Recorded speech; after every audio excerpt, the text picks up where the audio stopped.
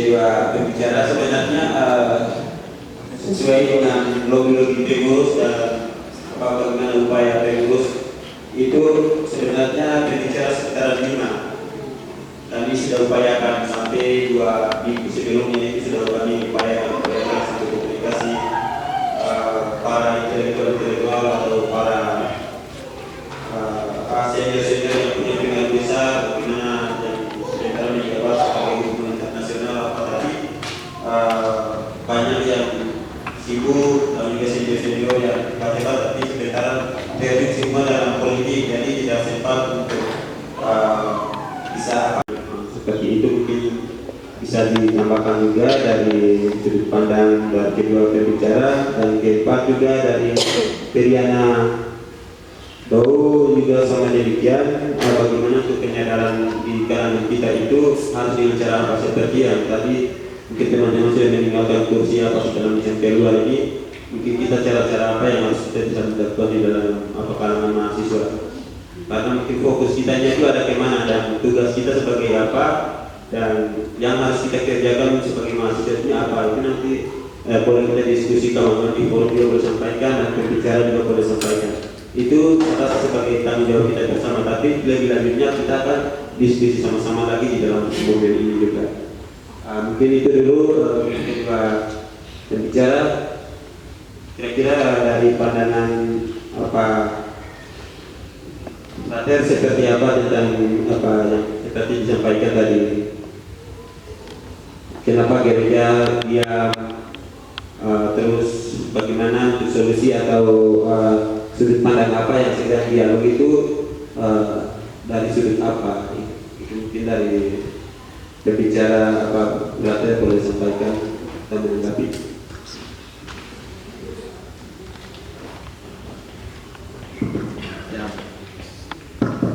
Ya baik. Terima kasih atas pertanyaan yang telah diberikan kepada kami. Ya baik, tadi sudah dibuka dulu dengan moderator mengajak kita supaya ini diskusi publik. Jadi pengalaman yang terjadi, realitas yang terjadi di sana itu bukan hanya pemikiran saya yang sudah botak, bukan hanya saya. Kita semua teman-teman, kita semua punya. Jadi sebentar itu selain bertanya, mungkin juga bisa membagikan pendapat karena mengalami kenyataan di lapangan. Lalu menurut saya dan begini, baiknya begini.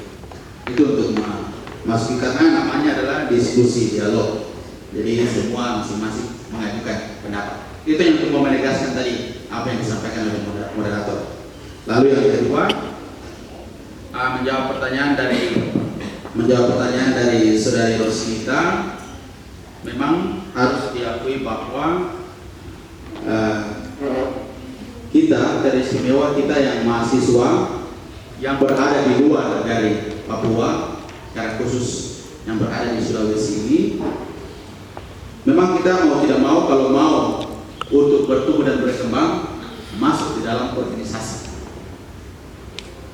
Karena dengan dalam hidup berorganisasi, kita punya arah, kita punya jalan pemikiran itu akan dipersatukan dan jelas tujuannya kemana.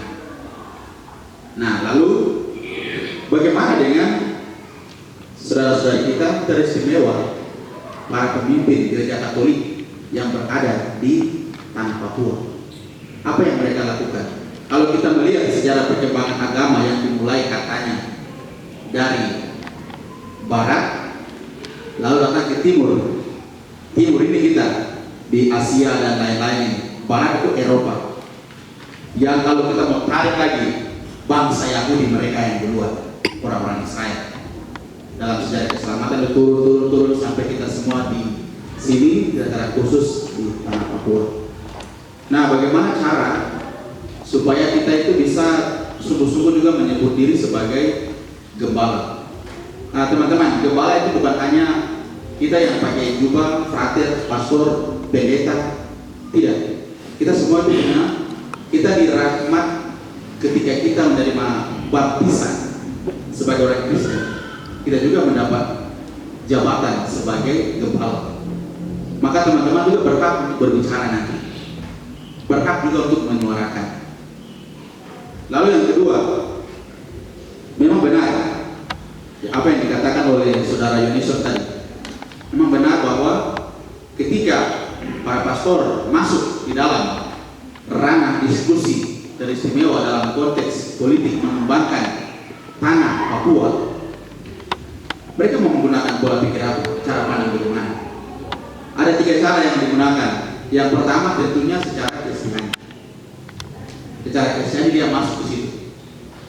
Lalu yang kedua, dia masuk dalam konteks kemanusiaan, melihat semua yang ada di dunia ini sama derajatnya.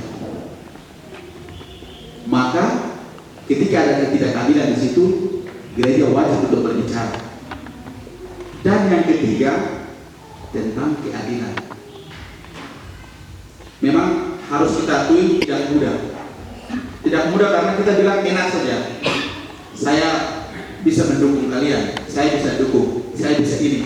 Tapi kenyataan ketika ada konflik di lapangan, kita bertanya, mana? Di mana? Katanya mau mendukung kami. Ketika kami sendiri menderita, bapak-bapak gembala di mana? Bapak-bapak pastor di mana? Jadi teman-teman, sekali lagi saya bilang tadi, politik di sini bukan berarti saya mau bilang politik praktis, bukan. Politik praktis berarti secara terang-terangan.